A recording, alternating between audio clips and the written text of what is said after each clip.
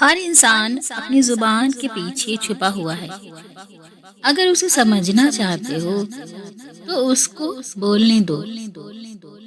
خاموشی چھپاتی ہے عیب اور ہنر دونوں۔ شخصیت کا اندازہ گفتگو سے ہوتا ہے۔ اس جیب کو بس اتنا ہی کھولا کرو کہ اوروں کو اس کی وجہ سے رونا نہ پڑ جائے۔ اخلاق ایک دکان ہے، زبان اس کا تالا ہے۔ تالا کھلتا ہے تو پتہ چلتا ہے کہ دکان سونے کی ہے یا کوئلے کی۔ زبان کا وزن بہت ہی ہلکا ہوتا ہے، مگر بہت ہی کم لوگ سنبھال پاتے ہیں۔ زبان کا صحیح استعمال نیک بختی ہے اور غلط استعمال بدبختی ہے۔